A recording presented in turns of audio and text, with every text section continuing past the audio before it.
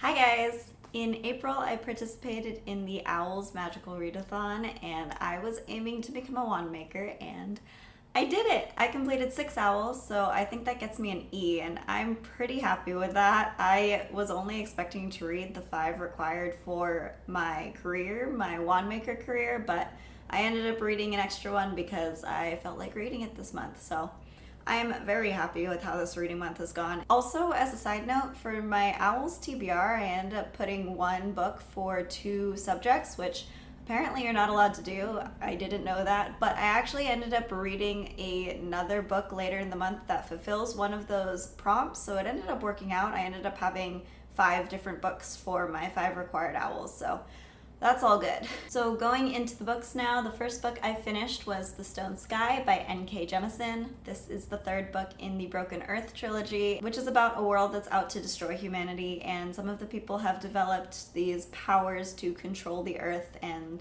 seismic events. This is the final book in the series, and it was my favorite one, mainly because all of the questions I've had throughout the series were finally answered in this.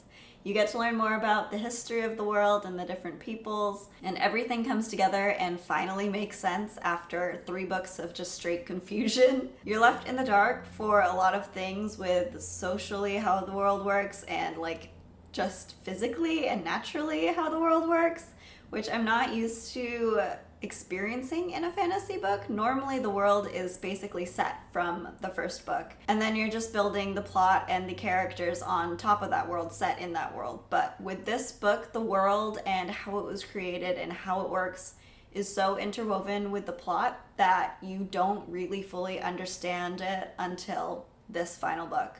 I finally figured out why one point of view was written in 2nd person, and it continues in 2nd person in the 2nd book and this book as well.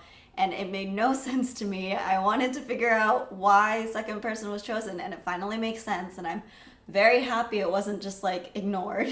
Not that it really bothered me, it's just that it's definitely a conscious decision to write in 2nd person, and it's not normally done, so I wanted to know why 2nd person was chosen, and it actually makes sense, so I'm very happy about that. The timeline is still all over the place in this book as usual. The first book was very jumpy with time. This book is very jumpy with time. It can be a little bit confusing, but it ends up making sense in the end if you're able to power through it. So I would actually really recommend this series. I think it has a lot of really important messages interwoven with this fascinating world. It's obviously well-renowned. It's won a ton of awards. It's a good series. I was a little up and down with it emotionally and how I felt about it personally, but I ended up really enjoying the 3rd book, and I liked all of the books even if I wasn't always having an enjoyable time reading them. It's very confusing, but I would definitely recommend it. These books are very good. I actually rated this last book 5 out of 5 stars. The 2 books before I gave 4 out of 5 stars, and I used this for my charms exam. Next, I picked up Descender, Volume 1 by Jeff Lemire and Dustin Nguyen. This is about a robot boy in a world that it's hard to explain. I don't really fully understand it. There's a giant robot who's caused some mass destruction, and now the population sort of split into a robot-hating faction and people who sympathize with robots. I don't really know. It's kind of confusing. It's very short, and this immediately drops you into the action, so it's very fast-paced and dramatic right from the start. And maybe because of that, I didn't fully connect with the characters really well. The world is very complicated, and I'm not really used to reading sci-fi, especially in graphic novel form. The art in this is really interesting. It's like a watercolor style. It's not anything that I'm used to, so it was kind of weird getting into like a robot story and getting into a graphic novel when I am used to reading manga, which is nothing like this at all. So I don't know, I just wasn't fully invested in it for some reason. I know a lot of people really like it, but it might just not be for me, so I gave this 3 out of 5 stars, and I used this for my Earthmancy test. Next, I finished Heartless by Marissa Meyer, and this is the book that I had for 2 subjects. I put it for herbology and for ancient runes. But like I said, I read another book that actually satisfies my ancient runes exam, so I'm just using this for herbology. This is a sort of retelling of Alice in Wonderland. It doesn't really follow the story of Alice in Wonderland, but it's like a origin story for the Queen of Hearts. It's a YA fantasy, and I enjoyed it more than I imagined I would. As far as a retelling of the world, it's not the best that I've seen, but I did enjoy how the characters were done. The plot is a little predictable, of course, but I still enjoyed it. I found that I kept wanting to pick it up and continue it and not put it down, so that's a positive, definitely. It was a lot darker than I was anticipating it to be as an Alice in Wonderland YA retelling, but considering it is the origin story of the Queen of Hearts, I should have expected it, but I really didn't, and it ended up taking me by surprise. And it was nice to see a standalone fantasy. We don't get that very often. So overall, it wasn't the best book, but I still really enjoyed reading it. I gave it 3 out of 5 stars.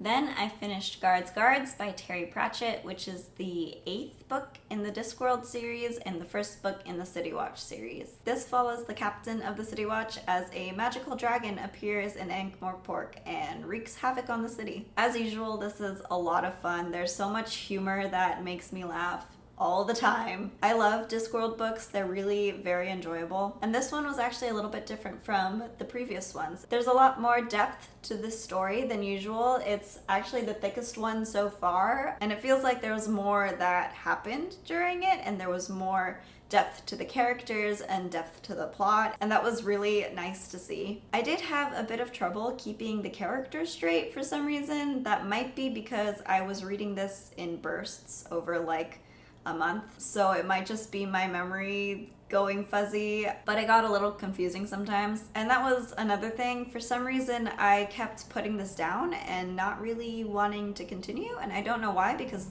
I've enjoyed this book the most out of all the Discworld books I've read so far, so that's a little bit confusing. I think it was just because it was denser than I was used to from a Discworld book. I was expecting something a little bit lighter and quicker and easier to get through, and this is almost like 400 pages. So that could have been it. It could have been being confused with the characters. I don't know. I still really enjoyed this book, and I don't know why it took me so long to get through it. I don't pay particular attention to the characters in these stories. I think it's more about the world and the plot with Discworld, at least so far in the series. I know they're supposed to get better later on in the series, and I definitely enjoyed some of the later books that I've read so far, so we'll see. Maybe that'll change. There's nothing spectacular about the characters in here, but the plot was entertaining, and I enjoy the world, and I enjoy Discworld books. So I gave this 4 out of 5 stars, and I used this for Care of Magical Creatures. Okay, it's a different day because I filmed this video earlier and then I read more books, and so I decided to add them onto this video since it's still April and I didn't want to wait a full month and forget everything that happened, so here we are. I finished Theft of Swords by Michael J. Sullivan, and I used this for History of Magic as an extra owl that I decided to take because this was also the book pick for the Sword and Laser Book Club, and I've been meaning to read it for a while now, so I picked it up this month. This is a basic high fantasy adventure story. It's got elves, it's got dwarves, it's got wizards, it's got monks, and of course you have your 2 main characters, your charismatic, super talented thieves. It's very much a cast of characters that you've seen before and a plot that you've seen before. It's split into 2 books, so book 1 is very standard and very formulaic. The plot is super predictable. There's a lot of references to Lord of the Rings and a lot of similarities there. The 2 main characters have a lot of banter that many people love, and I ended up finding just a little bit cringy. I didn't really connect with the characters very well just because they were so generic, and book 1 mainly focused on introducing you to the characters and to the world. But my main issue with book 1 was that everything felt too easy. These characters are portrayed in a way that makes them like invincible basically, and nothing is too hard for them, and they get out of all of these ridiculous situations and they can do anything, so it didn't feel like there was really any weight or any danger. Book 2 I think improved on that, and actually it improved in multiple ways. You were actually able to see the characters struggling and not just flying through everything easily like they did in the first book. There were also less copies of Lord of the Rings in book 2. The plot was a little bit more original, which I enjoyed. And the world expanded a lot in book 2, which is where I think the potential for this story is. There's a really vast world with a lot of history, and I think it can go in a very interesting direction in the future. The writing is pretty simple. It's nothing spectacular, but it's also not terrible.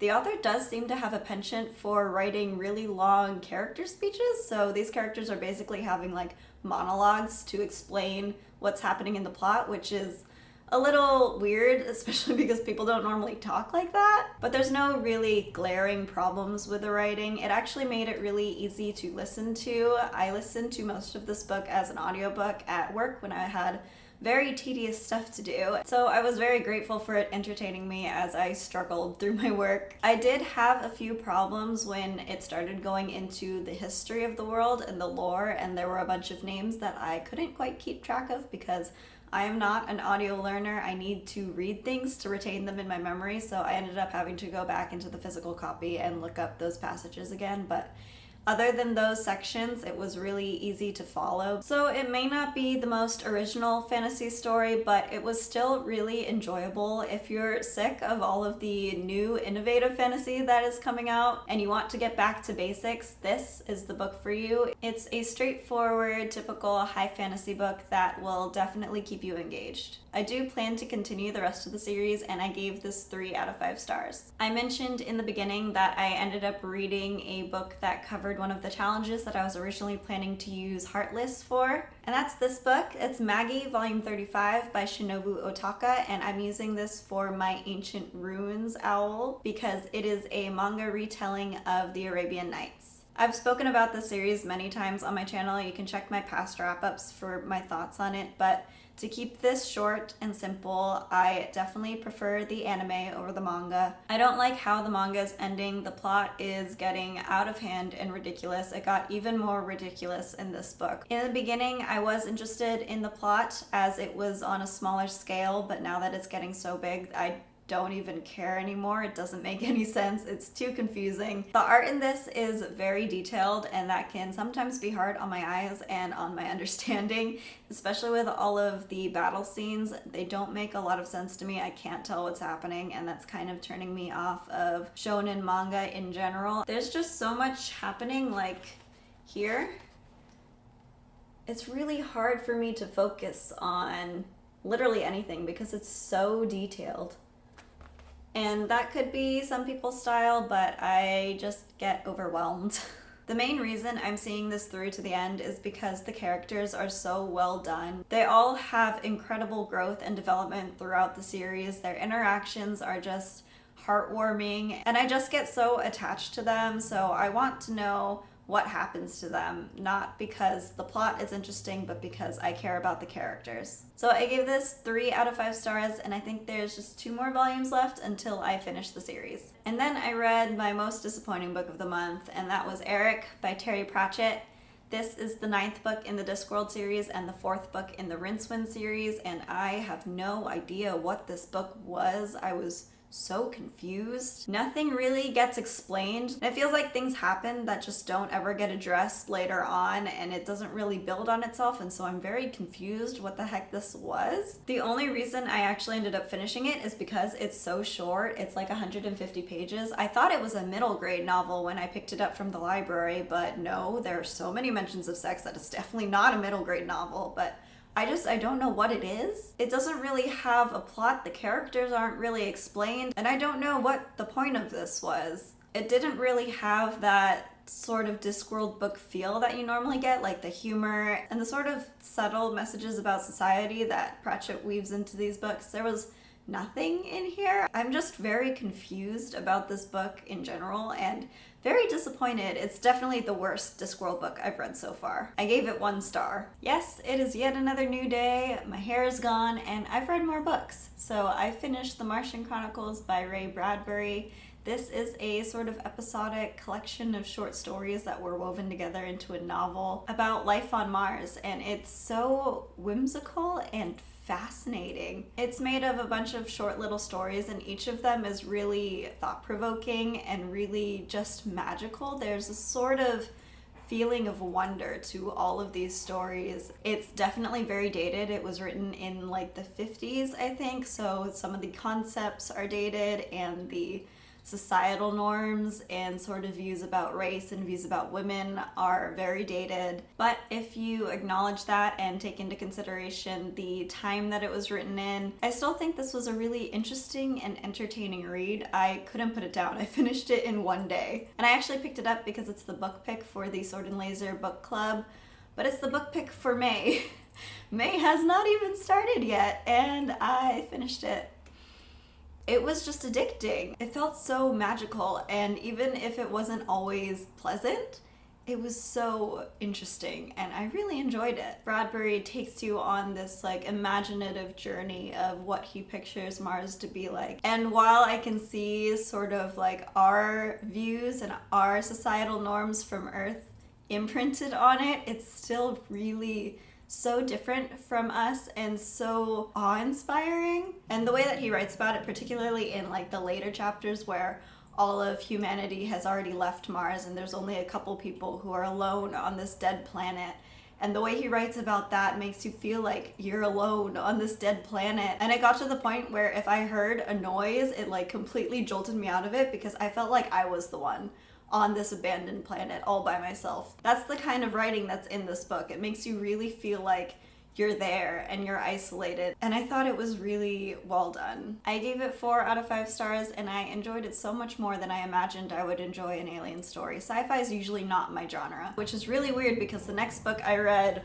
was Life, the Universe, and Everything by Douglas Adams. This is the 3rd book in the Hitchhiker's Guide to the Galaxy trilogy, and this is just a classic humorous space adventure tale. This one in particular is about your group of main characters that you've been following throughout the series, and they're saving the universe from a race of people who are pleasant little farmers, and they're out to destroy everyone in the universe. It's crazy, it's full of shenanigans, but I've never really cared for it very much just because I'm not attached to the characters. It's more like a weird like scattering of humorous anecdotes from around the galaxy that are loosely tied into a narrative structure. It's a lot of little snippets of the universe, and all of it is funny and all of it is fun, but I've never been emotionally attached to it. It's a classic, and I can definitely see why a lot of people love it.